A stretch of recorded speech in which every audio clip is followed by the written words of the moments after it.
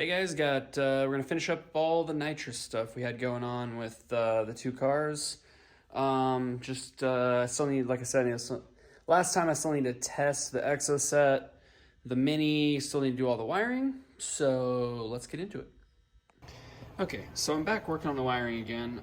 Since last time I ran that terminal 30 over to this new fuse box, I think what I'm gonna do is I'm gonna run the terminal 30 from the other side of the fuse to the relay. I think I'm gonna use this one, this location. And on this relay specifically, terminal 30 is the straight one, which is how most relays are set up. I have found in the past that some relays, depending on what they're on, like BMWs for instance, they actually run relays in different locations. So you gotta be on the lookout for that. But most aftermarket relays, they're all kind of the same way.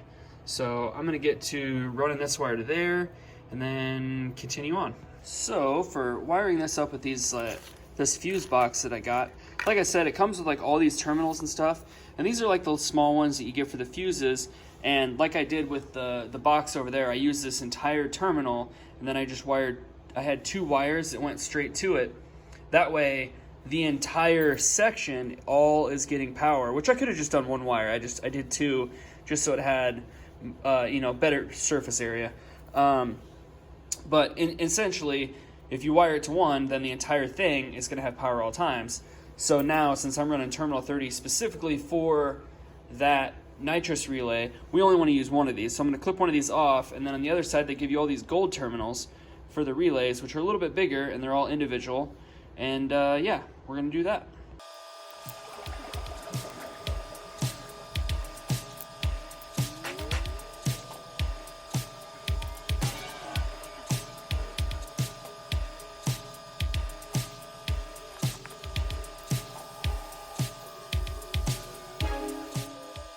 So I'm just gonna kind of show you guys like my process when it comes to like doing these terminals. There's specific tools to actually crimp these down. I don't actually have those, but what I found works is I just use like a small pair of needle nose. You can also use some like some side cutters, some dikes if they're like kind of dull. But basically what I do here, I'll just grab another one so you can see. But these little tabs here, so they have these tabs. And these top ones here, right in, here, let's do this so you can see easier. So this tab here is meant to hold the actual metal, the copper wire, and then this part is meant to hold the insulation. So what I like to do is I like to get in there and I just bend one tab over, and then I bend the other tab over it, and then same thing with the bottom ones, bend them over, and then I go through and I solder them. That way there's no chance that they can possibly come out of there. So it's kind of hard to see because it doesn't really want to focus very well, but you can kind of see that I soldered in that area. So it's never going to come out of there, and it's a nice, solid, good connection. Okay, so I got that connection in there. I just want to show you guys. I mean, I apologize for the guys that, absolutely understand wiring, but if you don't understand wiring, this is more for you kind of guys that are kind of not so sure. So basically what I did is you can see that this was my terminal 30. Those were all of the ones that I had wired up already. And so basically I put this terminal in here, which was from that wire, and went to this relay here. So you can see it's basically just jumpered like that. Essentially, so now, I put this fuse in, and now, we're losing it. Put that fuse in, and now it has connection to this terminal on the relay. Okay, so I just want to show you guys real quick how easy it is to solder with a torch. A lot of guys ask me, why I solder with a torch and not a soldering iron. Well, number one, it's so much faster. Soldering iron takes forever to heat up. I don't care what brand you have, it takes too long. This is hot immediately. And when you're working with, stuff like this, it just makes so much more sense. I mean, it's, especially if you're using, working with bigger wires, you can heat it up in a hurry, and it just works really fast. So, I mean, basically what I do, as far as, soldering wire is basically you're just heating up the torch. You're doing the same thing you would with a soldering gun or a soldering iron, whatever. You're heating this area up, and then you're just pushing the solder in and, pushing it into what you're trying to solder together. And it's that quick. You don't have to put the soldering iron on there and wait for it to heat up. and then wait and wait and wait and then push the solder in, it just makes so much more sense. So I'll just show you real quick, you know, how quick it is realistically. I mean, we're heating it up, putting that solder in.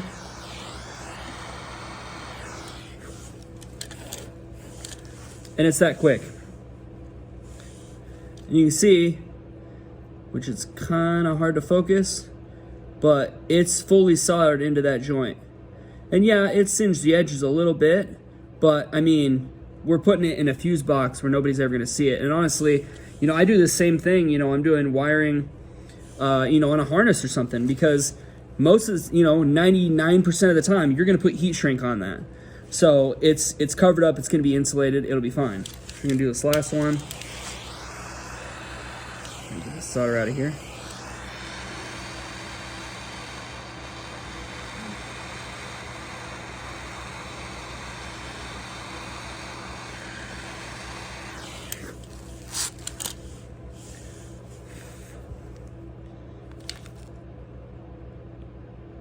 And it's that easy. Now, just as a extra caveat to that, I mean, obviously, if you're soldering a circuit board, you need to have a soldering iron. Like this is not for that. This is just for, you know, wiring, simple wiring. And honestly, you know, I do this on very small wiring. It works fine also. I mean, it's up to really large wiring. You can do this any size really. I will say that depending on the wire size, you know, you may have to turn the flame down or pull it back a little bit. Or the other thing that helps, especially if you're doing like bigger, you know, wire, like bigger cable or something. Like let's say you have, you know, a really big cable, like you're trying to, like you got like a, you know, let's say like an 8 gauge or something like that, and you don't have a crimp or anything, or you don't have the right size cable. I'm not saying it's necessarily the best thing to do to solder this together, but let's say that's what you need to do. Well, if you're gonna do it, what you can do is, you know, use a torch, and instead of getting this tiny solder, they make solder that's a lot thicker than this. Get the thicker solder, because otherwise, if you try to run this small stuff, one, you're gonna use a lot of it. But two, you have to get that wiring so much hotter when you're using it for bigger cable that this is gonna melt like really quickly. And you have that thicker stuff, you can penetrate deeper into the actual copper part of the wire, and it'll get you a better solder joint. So yeah, I mean, really, any types of wiring works just fine. So I'm saving you some of the boring stuff on this wiring job. I did all this. I reloomed the solenoids, ran the ground to here, and then I've got the main power wire to these. It's ran under here. I've got it loomed, ran it all the way through, and then I've got it ran to the 87 terminal, which, if you don't know about relays, it's basically on a standard relay, it's directly across from the 30. Okay guys, so this is just as much for you guys as it is for me to remember, but basically this is what I'm doing for this wiring diagram, so you guys can kind of understand if you've never wired a nitrous kit before, or if you're new to Haltech, because honestly I was new to Haltech and I had to do some research. I'll show you on the computer later basically what I had to do with the ECU, like where I'm going to go in and put all my inputs and outputs in. But this is how I have it configured now. So basically what we're doing with this relay, essentially here's your relay here. We already ran terminal 30, which is power all times. We ran it to this 10 amp fuse in that fuse box. And then essentially it's going to the battery. It's obviously, like I showed you before, it's going to another fuse box junction, but roundabouts, that's where it's going.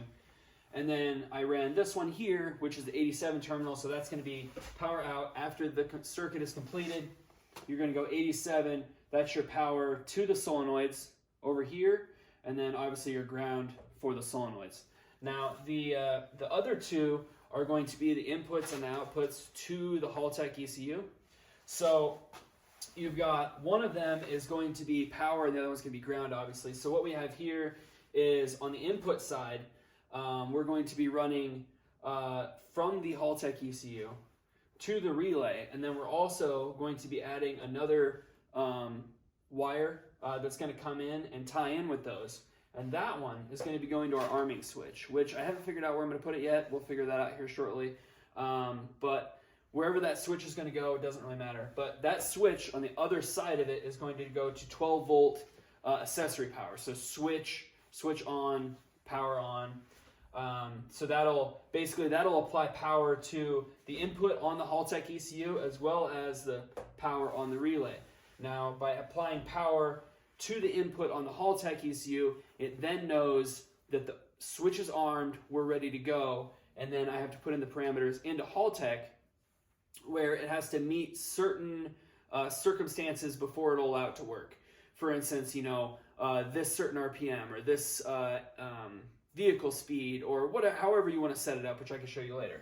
And then as soon as all those parameters are met, it's going to send ground signal out of the output, and that's going to go to this side of the relay.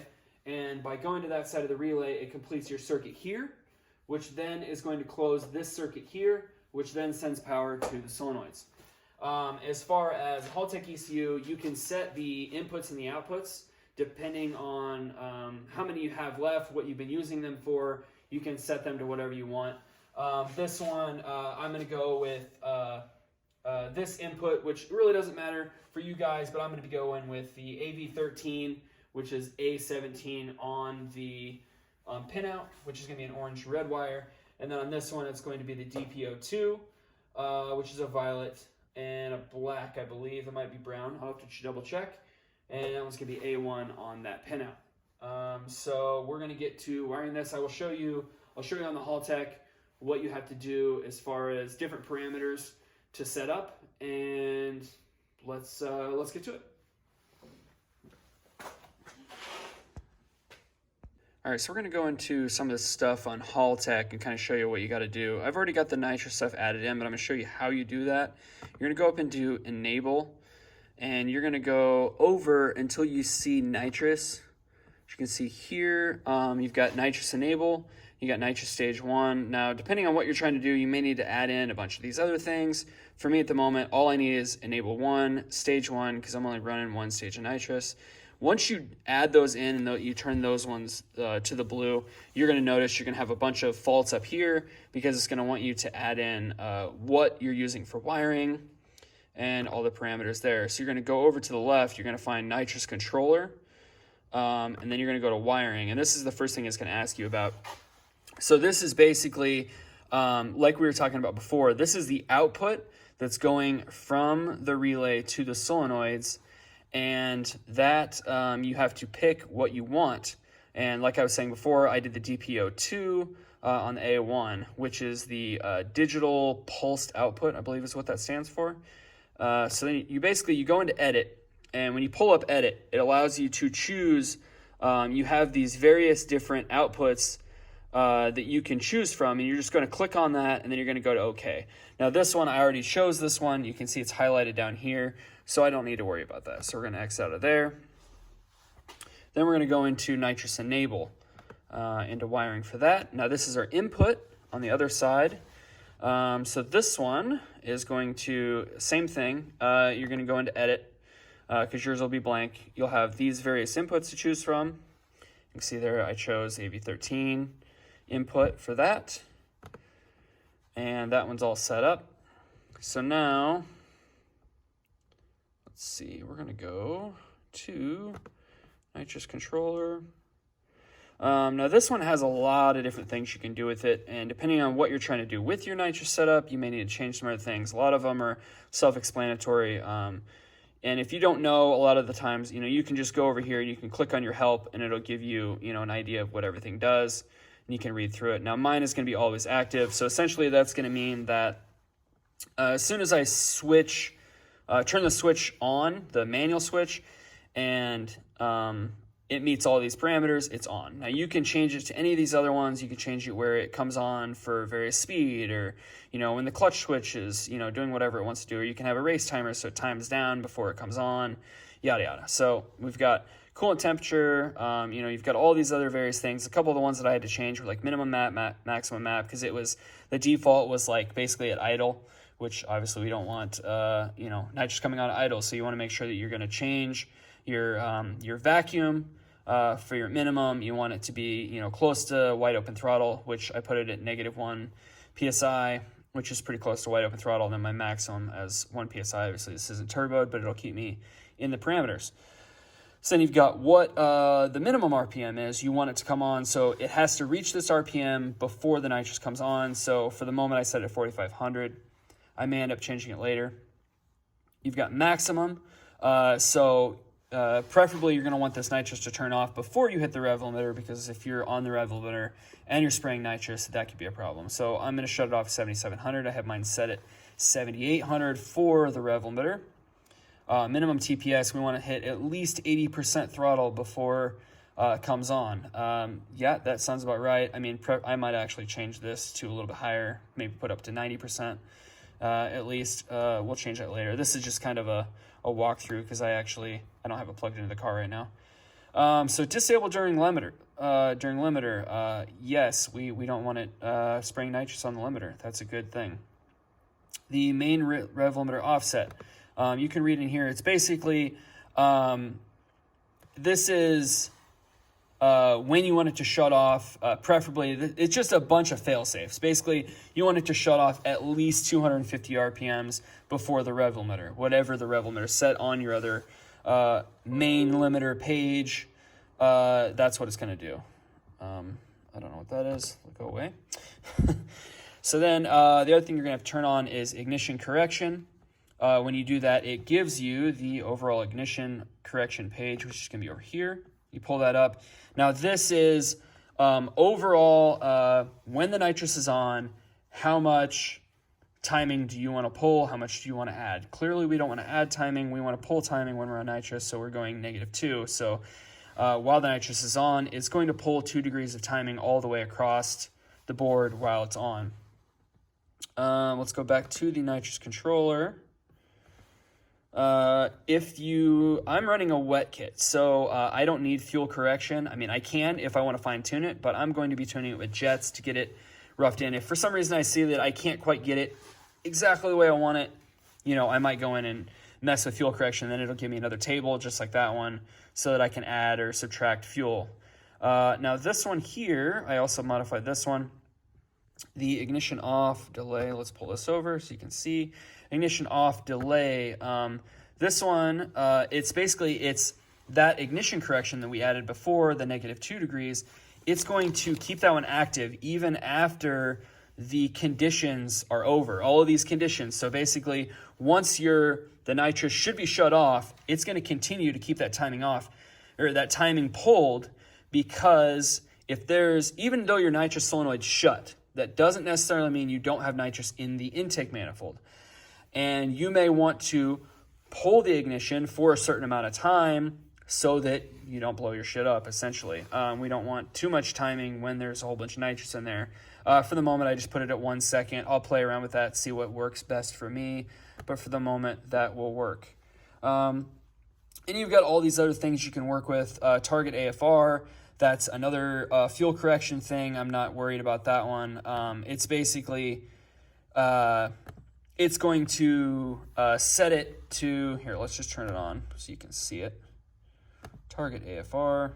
And it's basically same thing as like the before. It's just another addition, subtraction you can add in addition to all these other parameters you can mess with. And like I said, I mean, there's a ton of stuff you can do with this. You can add multiple stages and all that stuff.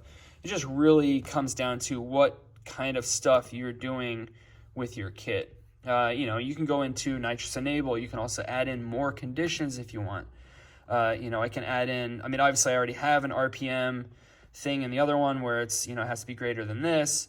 But you can go in and you can add all sorts of different things depending on, when this thing does this, we want it to do this, but yada yada. Basically, so our nitrous is super safe. For the moment, we're going to go back to wiring. So this is what I figured out for the switches, and then I also moved that cigarette lighter, which used to be, part of this, the console one over here, which I don't have room for. So I moved it to this piece, and I got my 2 switches for activation and then one for heater. So now I need to run the wiring from the switches to where they need to go. So I'm working on all this wiring here. I got this all loomed up into one thing so I can shove it through the firewall, because this is basically, it's all the wiring that's going to go from the fuse box over here through here into the interior. One of them's going to the nitrous bottle heater, a couple are going to the switches, and then I've got there are a couple that are going to the ECU. So the fuse box is all wired up now. See, all the terminals are in. Got both the terminal 15s in there. Got that other 30 in there. All the pins for both relays are in there. So this relay box is all done. I just need to do the rest of the wiring on the inside. All right, guys. So I've been having a lot of problems with the wiring. I've been messing with it honestly for hours and hours and hours. I was on the phone with my buddy at Humble, and he was on the phone talking to somebody from Haltech, and we were trying to figure out the situation. Basically, this is what was going on. So the input side is supposed to supply 12 volts to this side of the relay, and then also the input on the Haltech. And that basically tells Haltech that the switch is armed and we're ready to go. And then basically once all the parameters are hit as far as RPM, speed, TPS, all that stuff, as soon as that's done, it would send the output signal here, which would send it to this side of the relay, which would complete the circuit and turn the solenoids on. So the problem is that I'm having right now is the output on Haltech. Basically, what I showed you guys before, some of the wiring spots you could go into, essentially what's happening is there's a low and a high setting for active state. And the low setting essentially is 12 volts until it's active, then it's ground. And the opposite is true for high, so that is, it's a ground signal, and then switched on, it's power. The problem I'm having right now is that because I need to send ground to here, that'd be the low output, it's constantly 12 volts on that pin. Now what's happening is 12 volts is going through this relay and right into this input, and it's telling Haltech that it's armed, even though it's not armed because the switch is off. So after a whole lot of messing around, I've decided what I'm going to try is not this switch. That was an idea. I'm going to put a diode right here. And basically what a diode does is it basically allows voltage to only flow in one direction. And so essentially it's going to block the flow coming from this direction so that it can only go this way, which is what I need. So I'm going to wire this in, and hopefully it does what I need it to do. So if you guys don't know what a diode looks like, it's just this little guy here. I just wired it in to the back of the terminal on the relay, and this is now what it's doing. You can see the switch is off. We have 0 volts. Yay! Now watch when the switch goes on.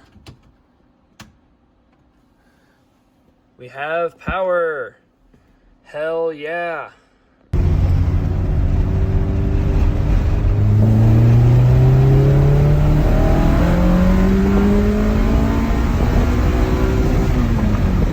All right, guys, just got done driving the Mini. I did get the nitrous to turn on. It's just on a little 50 shot right now. I don't have the right plugs in here, so I can't turn it up. I was having just a million problems with everything. I was having a problem. There's something going on weird with the Haltech. It's like it doesn't data log correctly. It doesn't show me the right things. It's weird because like if I videotape the screen while it's running, I can see all the parameters I need to see. But then when you go back and look at the data log, they're not there. It's really strange. I would love to show you guys a pull video, but as you can see, we're about to have a huge storm over here. We're talking tornadoes and yeah, some crazy stuff. Oh, that's some good lighting. Yeah, so I can't make any pulls right now, so it's gonna have to wait. I did make a pull in the Exoset also the other day. It is working now as well. I wasn't able to turn that one up. I'm still running the same shot I was. Mostly just because one of the jets I need is actually in here. I needed the nitrous jet to use as a fuel jet in that one. So for the moment, it's gonna work. I still need to buy some, definitely need to buy some things. Like I need to get the plugs for this before I can turn it up. That and I need to fix the suspension. That's one of the things on my list. The control arm bushings on the front of the Mini are really worn out, so it's kind of sketchy. Like every time you hit the brakes or like accelerate, you can feel the wheel just kind of like clunk, clunk, clunk, clunk. So I've got some new bushings that I'm gonna have to install. Maybe I'll get to do that this weekend. We'll see. Not entirely sure what I have planned, but it might be. It's a possibility. But yeah, I'm gonna go inside and check out this storm. But I'll have to see you guys later, and this will be it. Peace out.